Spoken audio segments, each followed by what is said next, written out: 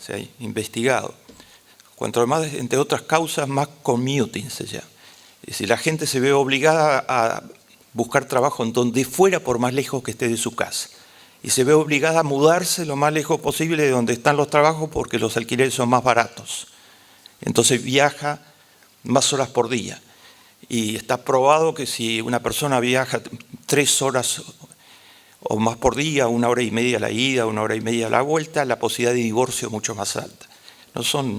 Hoy la ciencia social puede medir todas estas cosas. Cuanto más desigualdad, peor funciona todo en la sociedad.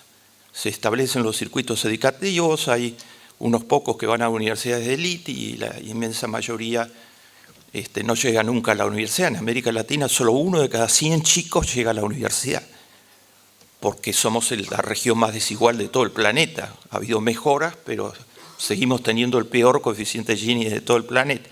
Y la desigualdad es la principal generadora de pobreza. Esto está medido de todas las formas posibles. Los países nórdicos tienen 0 pobreza. Noruega, Suecia, Dinamarca y Finlandia. El Estado y la sociedad en su conjunto provee a toda persona que habite en los países nórdicos o que llegue, porque son absolutamente acogedores de los desesperados y de los exilados, y además provee con educación completa desde preescolar hasta un posgrado. Y lo provee con protección en salud total. Si llega un inmigrante ayer, o un turista ayer, y tiene que hacer una operación de emergencia, el Estado de esos países le paga la operación. O sea, los seres humanos son considerados seres humanos. Como le decía el Papa Francisco al Congreso de Estados Unidos, déjense de embromar con lo de los inmigrantes y las barreras y los alambrados y echar a todos los mexicanos y hacerle pagar a México el costo del muro gigantesco que van a edificar. Los inmigrantes son, además que todos somos hijos de inmigrantes, le digo yo, Papa Francisco, soy hijo de quienes llegaron a la Argentina y que la mayor parte de los miembros del Congreso son hijos de inmigrantes. Los inmigrantes son seres humanos, iguales que nosotros. La desigualdad significa desigualdad en la influencia sobre la sociedad, no es solo desigualdad económica. Normalmente las notas sobre la desigualdad dan los índices y no sacan las conclusiones, ¿no? New York Times sí, pero en nuestro medio normalmente no sacan las conclusiones. Entonces dice, subió el coeficiente Gini, es peor que 10 años atrás, no sacan las conclusiones. Eso significa que el poder se ha concentrado muchísimo más, porque la concentración del poder económico se transforma en concentración del poder político y del poder mediático. El 1% más rico no está jugando al golf, está tratando de que el status quo se mantenga. Juegan al golf, pero se dedican fundamentalmente actualmente a hacer política, no directa, muchas veces a través de intermediarios, algunas veces directa totalmente. Y se dedican a tratar de influir mediáticamente, porque eso es parte central de la disputa por el poder, etc. Y juegan su poder totalmente en esa dirección. Y la concentración del poder económico, Stiglitz lo pone muy bien en su libro sobre la desigualdad, el precio de la desigualdad, dice, la desigualdad está desdemocratizando las sociedades. Aunque se suponga que son democracias, si unos tienen capacidad de financiar totalmente las campañas de otros que pasan a ser esclavos de quien los financió, etcétera, pueden hacerle decir que el cambio climático no existe. Aunque eso sea contradiga toda la ciencia de cualquier índole. Las desigualdades están totalmente ligadas a la falta de ética. Esta no es una tesis Klicksberg solamente, está bastante sustentada. Harvard hizo una investigación en 100 países, la tienen citada en el libro, pueden buscar la fuente original. Una investigación en 100 países sobre las causas de la corrupción. por qué hay corrupción en tantos lugares del mundo, de esa magnitud y todo lo que sabemos al respecto. Una de las prácticas humanas más aberrantes de todas. Digamos, la corrupción es como el egoísmo en su nivel más alto. Todo para mí, que los demás se embromen, no importa quiénes queden en el camino, etc. ¿Por qué hay tanta corrupción y es recurrente y todo lo demás? Entonces, en 100 países trató de medir econométricamente asociaciones entre corrupción y variables que inciden en la corrupción.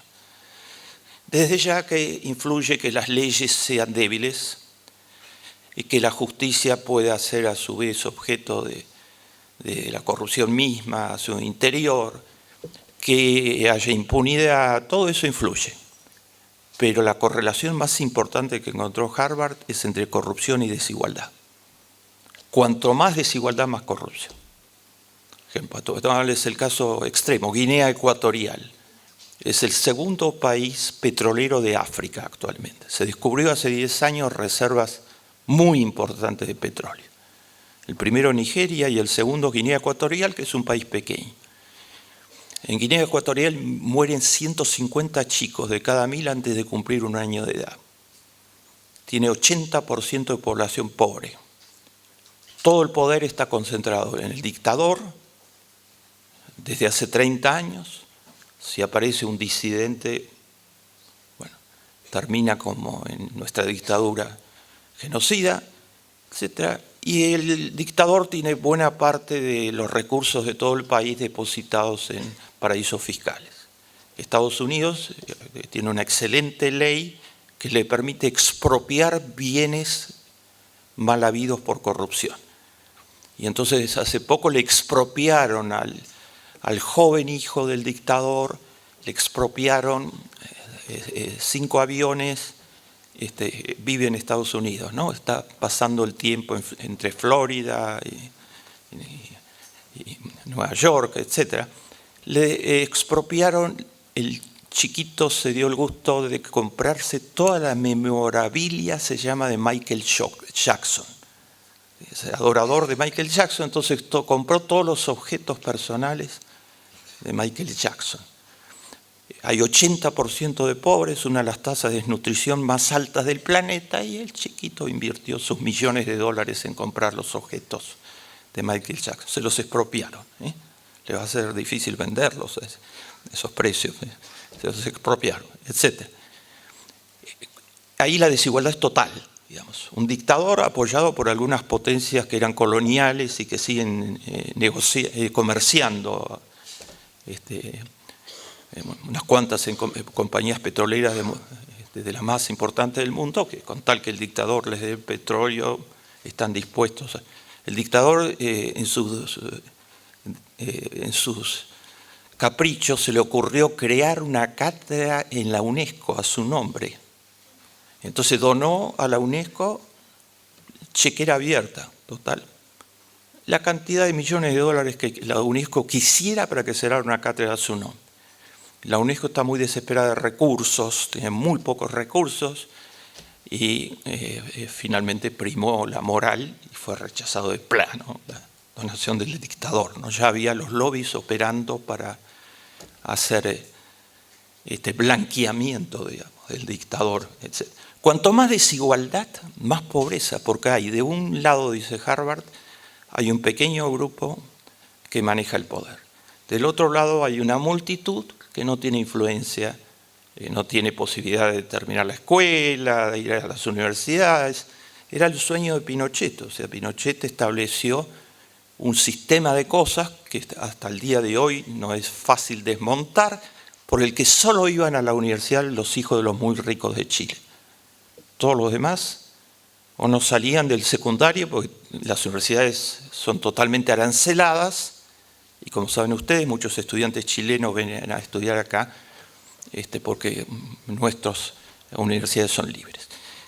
Voy terminando la reflexión.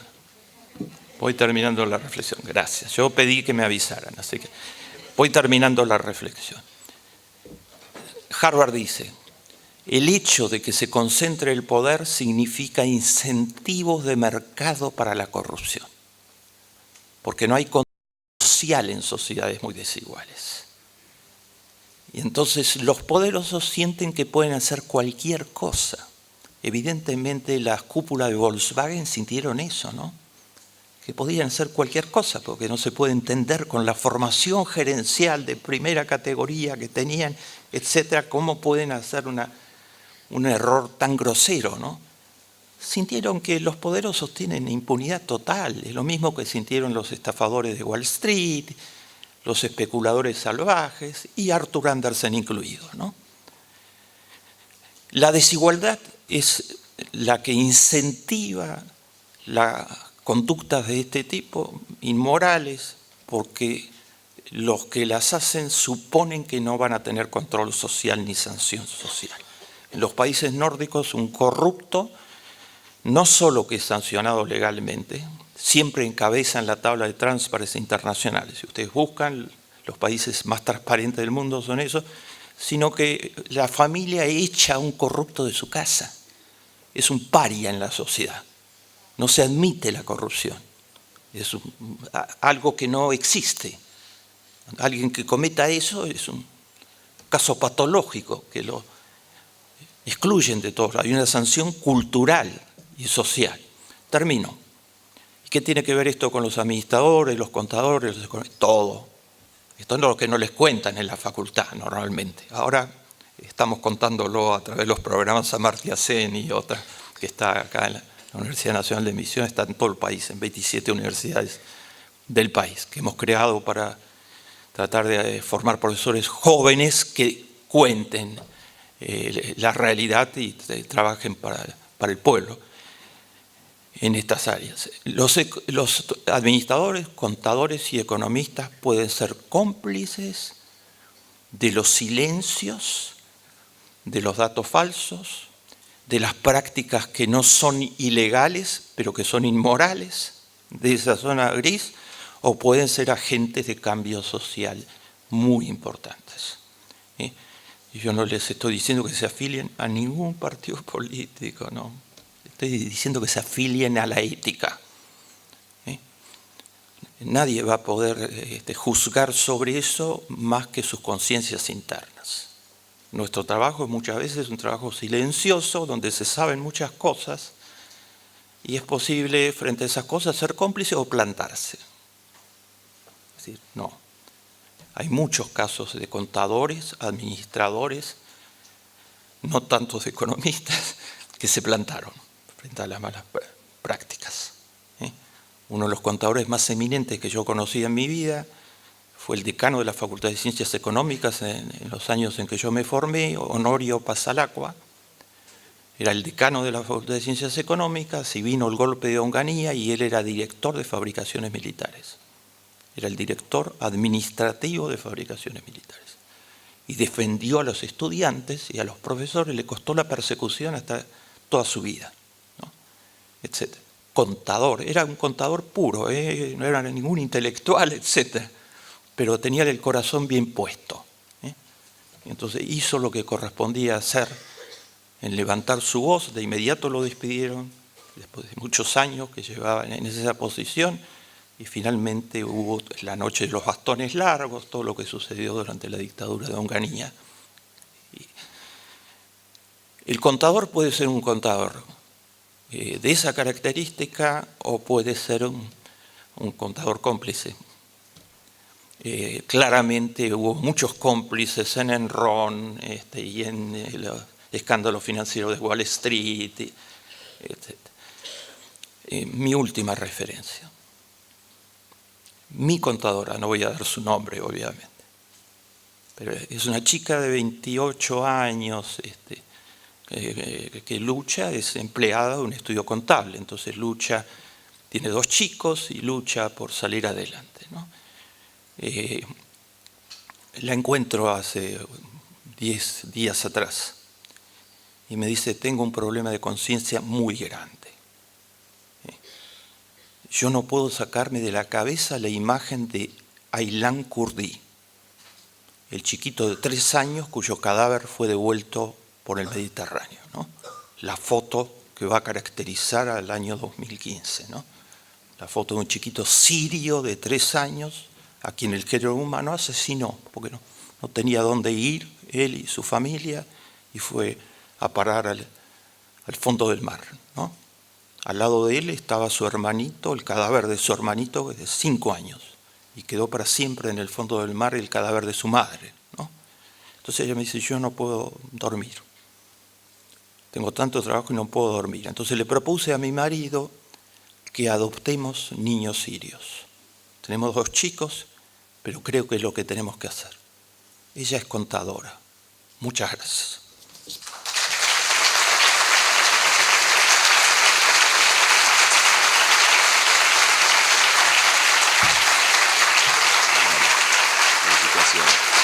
Ahí tiene el agua, si quiere.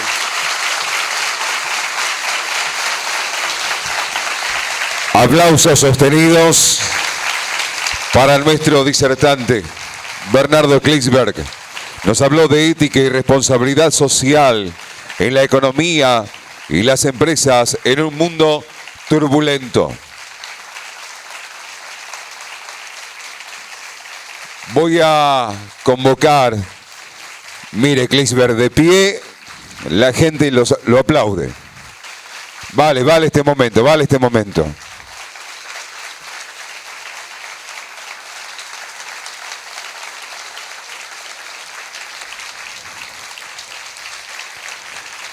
Ética y responsabilidad social en la economía y las empresas en un mundo turbulento. Licenciada Paula Daviña, por favor, de la Comisión Directiva del Consejo Profesional de Ciencias Económicas. Paula Fleitas, Alejandro Barbosa, Jorge Rubén, Lucas Solís, licenciados, miembros de la Comisión de Administración, le van a hacer entrega a nuestro disertante Bernardo Klicksberg de la plaqueta recordatoria por su participación y también de los obsequios que se disponen en estos momentos a hacer la entrega. Así que ahí estamos con la placa, Daviña de la Comisión Directiva.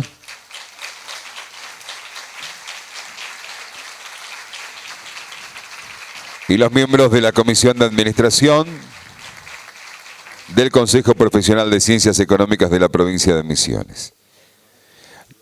Lo vamos a ayudar, Klicksberg, a llevar los obsequios, pero vale este momento y les recordamos, él también lo hizo saber a comienzos de su disertación, que va a estar en un stand que se ha dispuesto en las afueras de esta sala Eva Perón, aprovechando el break, el coffee break que viene ahora, para que todos los disfruten, para estar firmando los ejemplares de su libro recientemente publicado. Muchas gracias, un aplauso más, por favor.